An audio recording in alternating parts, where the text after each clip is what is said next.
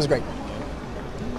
Another late game. I'm sure you've done all this before. But you've got such a long Saturday before the game. How do you stretch out the time? How do the guys feel? We have an exact schedule of what we do, what time we wake up, what time we have breakfast, what time we have hydration, what time we have our pregame meal. So, I mean, it just seems like we have to play the late games all the time. I don't know why. I guess we get the short end of the stick, but our guys aren't concerned with it. You know, we know what to do when we play a 7:30 game.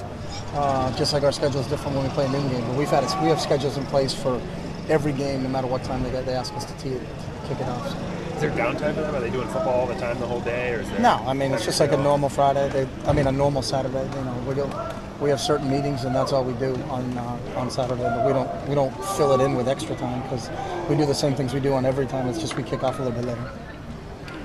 Arizona's 3-3-5 defense. What different problems does that pose in offense that I'm more interested in? It's just how they're spacing. It is a traditional defense, so it's just, you know, a lot of people play a 4-down defense with 2 linebackers. 4 + 2 = 6. 3 + 3 = 6. It's just one guy's either on the ball or off the ball. It gets another athlete on the field, but it gets not a guy at the point of attack. So it's kind of what you choose to do. So it's just a little bit different from a spacing standpoint, but it doesn't present any monumental problems from any stretch. Is it more important for the offensive line? It's obviously always important for the offensive line to know their reads, but does this change? Is it a different set of things that they need to look out for?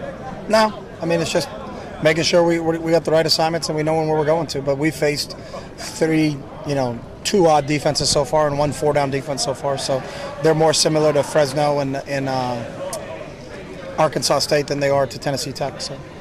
Are you looking to exploit anything differently with that defense? No. I mean, everything in football is personnel driven, so it doesn't matter if you're a 3-4 team, 3-3 team, 4-2 team, 4-4 team. Those are just how they line everybody up, but it's still, you know, how good are their players compared to how good are our players in terms of executing. So. That's what I was going to ask. I was going to ask about the stack defense and how unique it is around the country. I don't think it's unique. Is there a specific way to attack it? No, I think a lot more is made into that. It's you know, they've got 6 guys in the box. If 3 + 3 = 6. Most people play a 4-2 defense. They got 6 guys in the box. So whether the guy's on the ball or off the ball, you still have to block them. So. A lot of talk this week about you and Rich Rod and offensive innovators. Mark Helfrich, you talked about his contributions here going into year 4.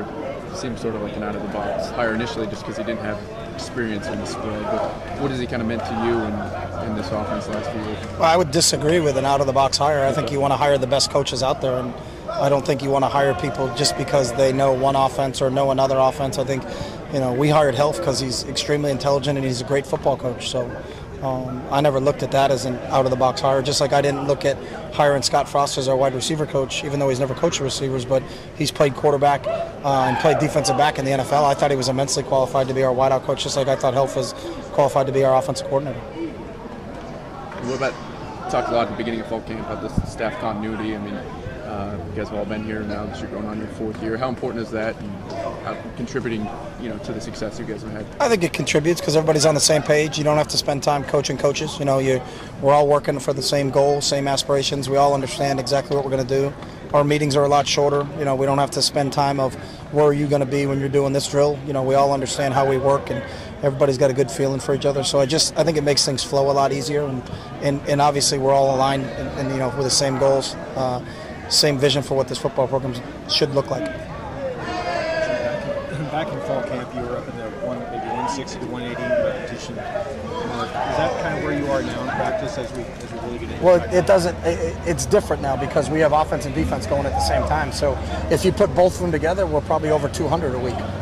You know, because the defense is repping out down their end and we're repping out down our end. So if I had to do the math and we're at 130 on offense and they're at 1 whatever, so we're in the 200s because, you know, when we were that way in fall camp, we were going against each other, but now we're separate. So we have 2 different team drills going on all the time. So the defense is getting a ton of reps down their end and we're getting a ton of reps down our end. So.